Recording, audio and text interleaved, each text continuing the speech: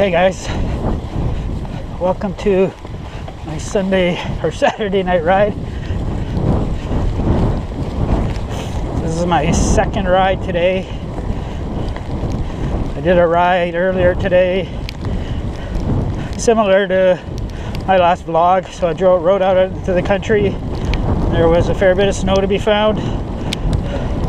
I originally planned to make a vlog about it, but I'm like, you know what, it's very similar to my last vlog, and I'll do more vlogs like that, but I'll wait till hopefully there's more snow. So we're gonna do a night riding vlog tonight. So the ride I did this afternoon was almost 3 hours. I think riding time was 2 hours 53 minutes. So we'll do maybe an hour and a half on this ride. Trying to get a fair bit of riding in today because the weather tomorrow is supposed to be raining. Like the temperature is supposed to go up overnight, an abnormal temperature trend.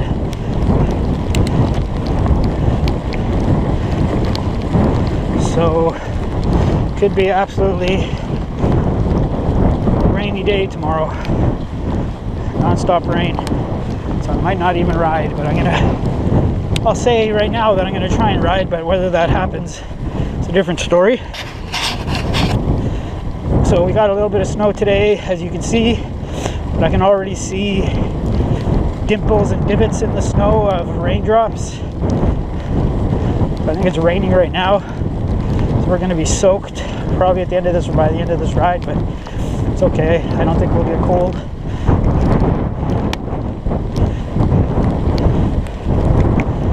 Windy, but the wind is supposed to die down.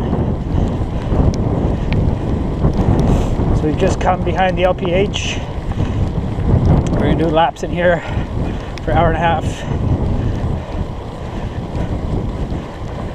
because the streets right now are like totally sloppy and slushy. If we were to go right out on the road, we'd be soaked within 20-30 minutes, but in here kind of just riding on snow. So there's lots of wide open trail like this, and then there is a little bit of single track too that we'll go do. So thankfully I got these Dillinger 4 studded. Like the ride I did earlier today, you didn't need studded tires for first 20 kilometers. Once you got 20 kilometers outside of town, I would not have wanted to be out there on a bicycle without studded tires.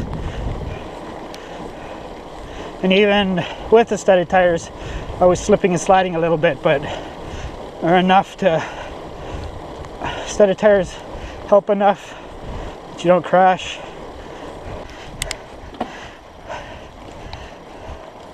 I really should have lubed my chain for this ride, because the city riding I did, parts that were in the city this afternoon, there was lots of splashing. So I think the lube on this chain is all gone.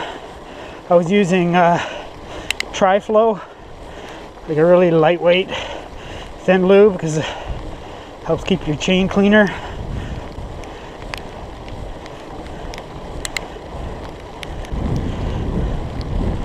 Check the temperature at 30 minutes. Since my polar GPS here was inside, it's going to take probably that long before it's reading the true outside temperature. So now we got a little bit of single track.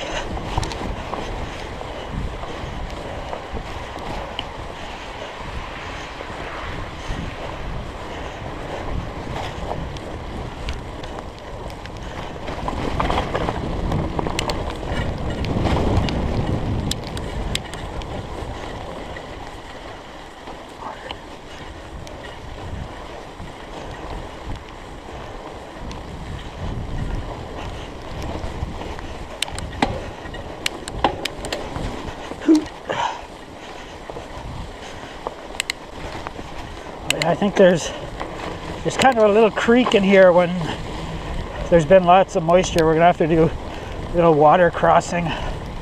Hopefully my feet don't get wet. Yeah, it's water.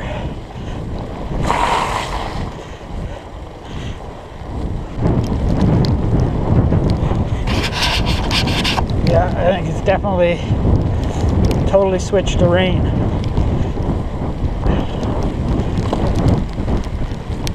Lap number 2. See our tire tracks from the previous lap.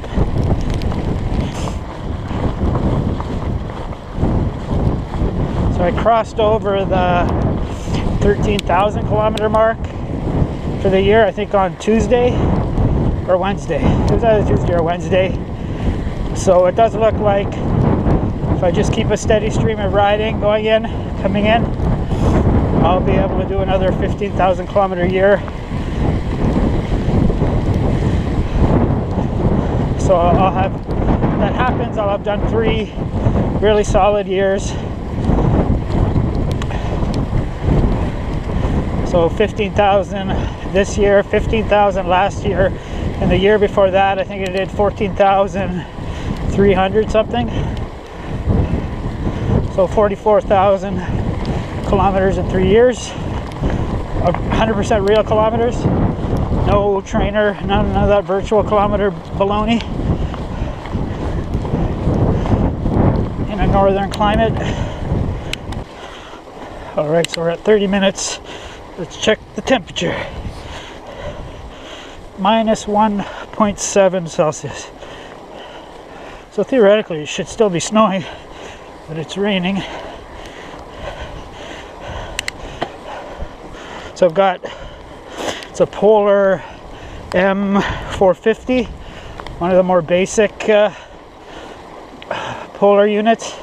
Last summer, near the end of the summer, my Garmin started doing some quirky stuff, and I was like, you know what, I need a backup unit, because I was trying to ride the most kilometers I ever had in a year, so I wanted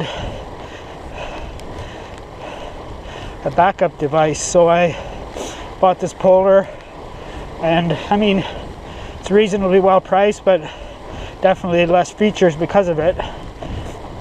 So once winter hits, I think I'm still going to buy another Garmin.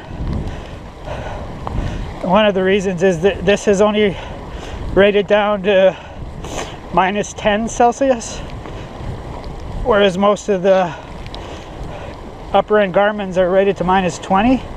And I think I had, what was my previous one, a Garmin 800? It was 800 or an 810. Those are rated down to minus 20. And I used it between minus 20 and minus 30 regularly without any issues. And it went kaput one day. Like one day I turned it on and it just keeps getting stuck on the maps loading screen. And I tried everything online, everything I could find for advice, and nothing could solve it. So basically I started using this Polar since then. But after using it, I mean, I want some of the more features. Like, I want it to be rated to ride in colder weather, because that's what I'm going to be doing. But I also want it to, you know, record the temperature and display it on Strava. Like, this actually does record temperature. If you go onto Polar's website, it does show the temperature along your entire ride, but that information for some reason doesn't go over to Strava. So I want temperature to go over. I also want that temperature reading there in my face, so I can take pictures of the temperature on the crazy cold mornings. My ride to work, like minus 30 Celsius. It happened a couple times on the way to work last winter. I also want it to be backlit. Like, this has a backlight, like you can turn it on to check stuff, but you can't leave it permanently on. The nicer Garmin's, it's adjustable and you can leave it on permanently, and didn't have any issues with running it backlit minus 20 for like 3 hours non-stop in the minus 20s backlit. It didn't use that much battery life, the backlight.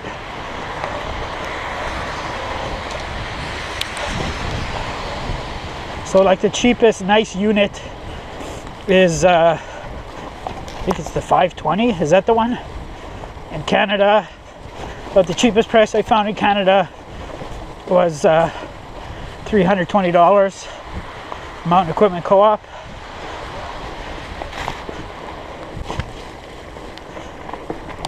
So that's another purchase that for social media I want to get, but like really I don't actually need it. Like if it was stupid cold, I could just carry this polar in a pocket all winter long. But I want that information staring me in the face. Like I want to know how long I've been out for, how many kilometers I've done, the vertical. That's the other thing. This tells me I've done less vertical than my previous Garmin did. Like if you don't know, Strava has elevation correction on it that you can use. You can't use it if you use a smartphone, because I think it uses the topographical data anyways, but if you have a GPS device with an altimeter in it, you can, if you think it didn't give you accurate elevation, which it doesn't, you can use the elevation correction, and I guess it goes through information, topographical map information, and will give you your total vertical from that. And pretty much every single time I use elevation correction with this unit, the elevation correction of Strava gives me more meters of vertical than this unit says I did. Whereas my previous unit, the Garmin, it always actually told me I did more than what elevation correction gives me. So try that elevation correction. So when you're looking, when you open up your ride, and then there's where it says elevation or the total meters of vertical or feet that you get if you're American. It's in blue. I think it says elevation correction question mark. And click on that, and it'll go and figure it out for you. And if it gives you more, it'll probably always give you more. So you can use that to boost your climbing stats. It's supposedly accurate information. Wind hasn't died that much. We're in an open field, getting hit with a cross headwind. Okay, next lap we're going to mix it up a bit and go through that single track in reverse. Been lucky to have this area. Get here in less than 10 minutes, and literally I could ride for hours. Completely safe from traffic. It's way more interesting than using an indoor trainer. Plus I can actually add these kilometers to my yearly total, because they're real kilometers. I'm actually riding. I can actually wipe out and crash and die.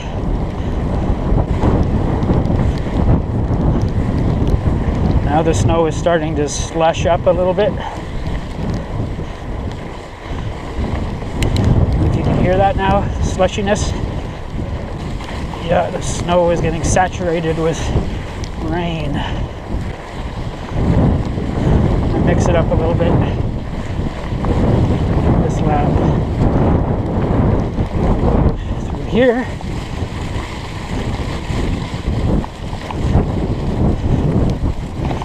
Really rooty through here.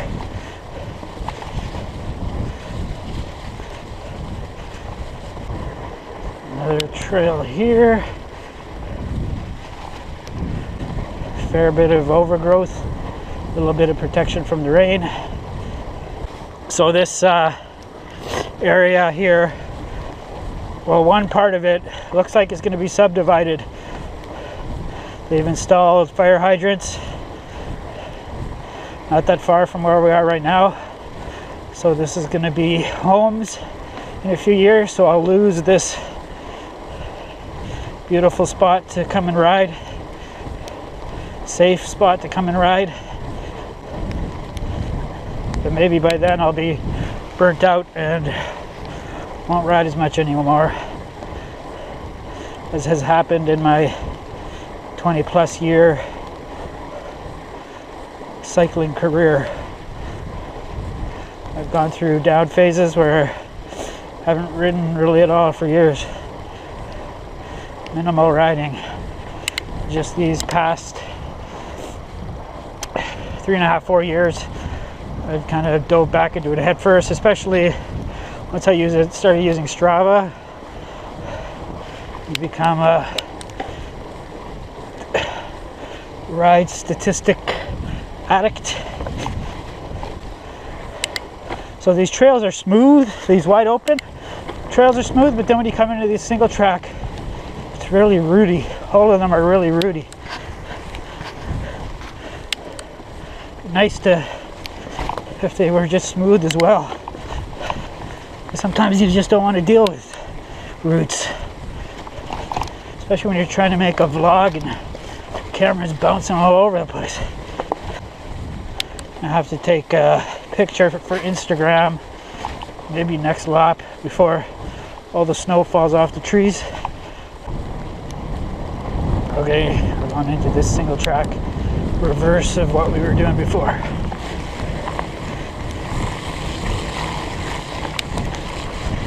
Now it's really wet.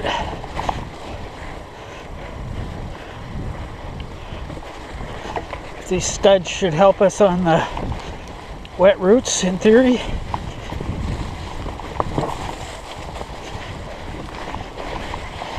And help us there. The rear tire slid out. And there.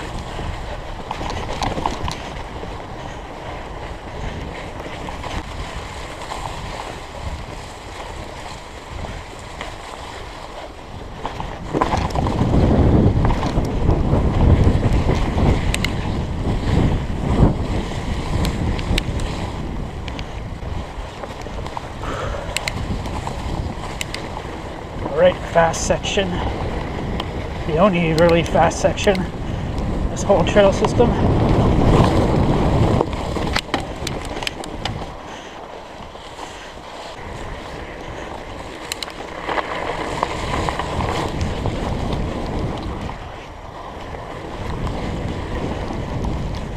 Well, I was thinking we could do the loop in a way that would avoid that water crossing, but I'm sure you guys want to see that water crossing. Right, here we go. Water crossing. Almost axle deep. So these Cycle Light batteries for my handlebar headlamps lost a lot of their capacity. So when the first winter that I had them, I did lots of, well, not lots of, but generally once every week, I went and did like a 3-hour night ride where I had them on high power for the whole 3 hours, and then all the commuting to and from work, and then some night rides on weeknights. So that first year they got friggin' tons of use, more night riding use than I've ever done before. And then near the end of the winter last year, I really noticed that after 2 hours I was getting the flash, low battery flash, where when they were new, they're actually rated, you can run them on high, 1300 lumens for 5 hours. So they've lost, well, pretty much half of their capacity. So I think Wednesday night I came here and I did a ride, hour and a half, run them on high, 1300 lumens each, and after an hour and a half I was getting a flash. There's 2 different flashes that it does. I think one means about an hour left, and the other one I think means about 30 minutes left. So I forget which one it was giving me. But if I want to do 3-hour night rides at full power, I'm going to need to buy new batteries, so we'll see. I'm going to try and on weekends do my ride during the daylight hours. It may mean doing like a gravel road ride as opposed to a trail ride. Like, the reason I went and did night rides is because the trail system was so full of people. It was just annoying having to stop, wait for people to go past, deal with dogs not on leashes. So I just started going ride at night. Didn't have to deal with any of that shit.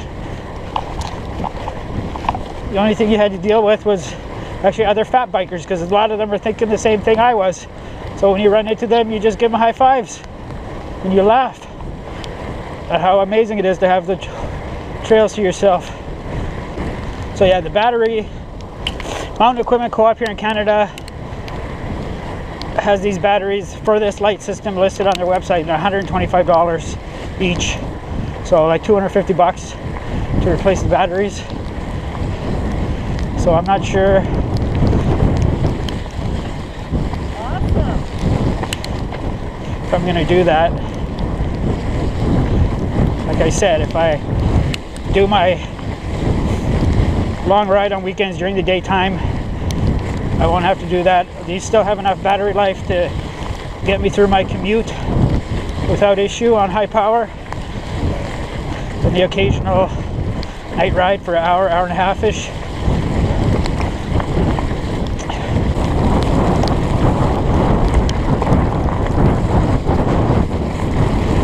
Yeah, at this rate there won't be any snow probably come morning. And then the annoying thing is it's supposed to rain all day, be above freezing tomorrow, but then into Sunday night it's supposed to drop below freezing. So my ride to work could prove very interesting in terms of ice, ice, baby. Din, din, din, din, din, din, din, din, din, din, din, din, din. We're at 58 minutes, so 2 more laps and then head home. I'll get an hour and a half.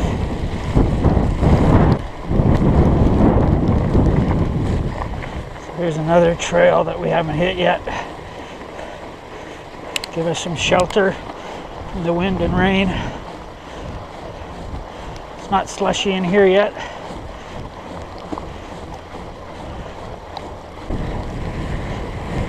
Alright, water crossing again, this time reverse direction.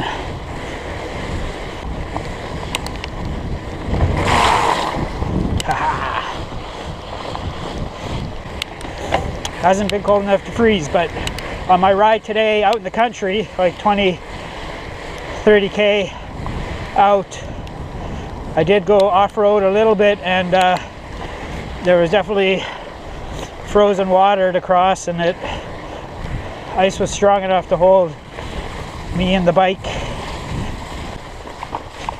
See, there's actually lots of potential here to cut new trail.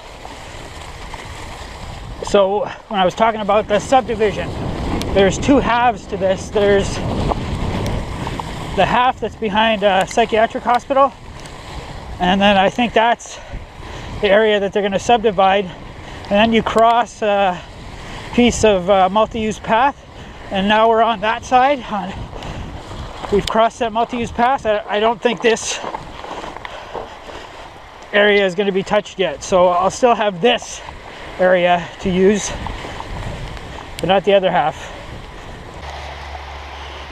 Alright, took a leak. No photos due to wet touchscreen not cooperating.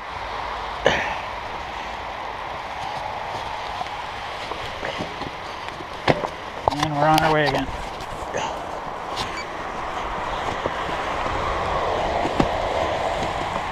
And now gotta try and get in these clipless pedals again.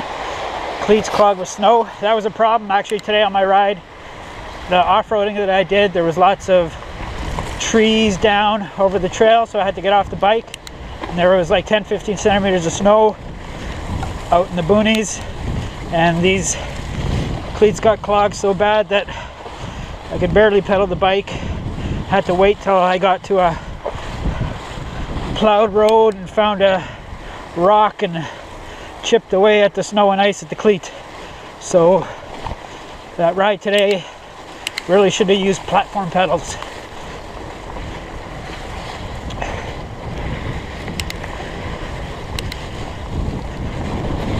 Fast section.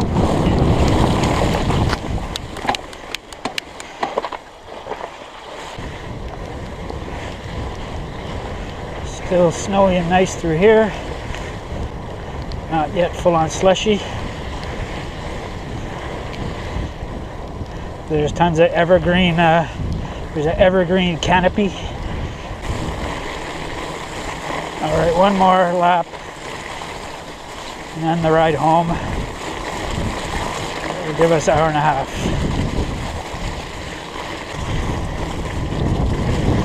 Air temperature is still below freezing though. It's raining. We haven't ridden over this yet, so fresh tire tracks here.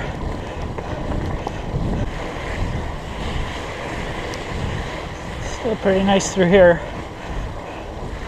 Snowy, wintry feeling. I always think the end of that log is an animal or something.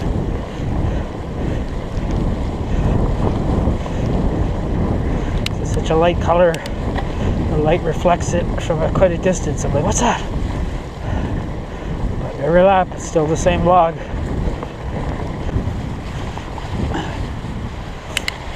You can hear Current River. You guys hear that? So with all the snow and rain, it's raging. The river is raging. There's another little bit of trail that we haven't done tonight that we're going to do.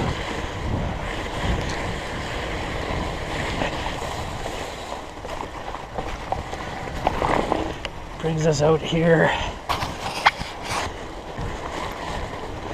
Well, my hands are hitting these trees and they're all wet. I just got wet glove from that. Soaked right up into the glove. Really rooty through here too. So sorry for the camera shaking because I don't get enough views to buy a mechanical stabilizer.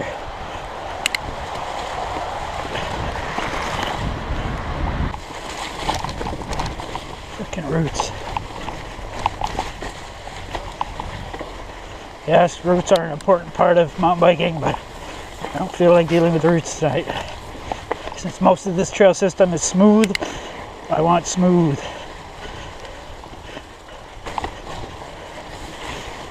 Alright, now we're gonna head home.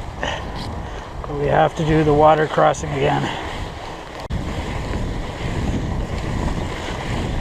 This time we'll take it at high speed.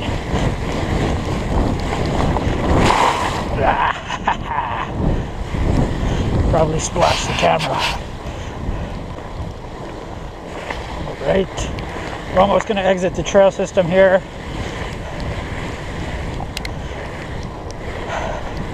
Show you what the city streets are like. They're going to be sloppy. Wet and sloppy.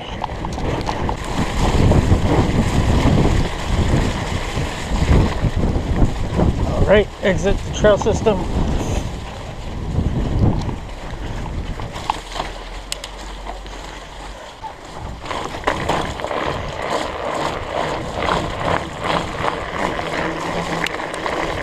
Sloppy streets.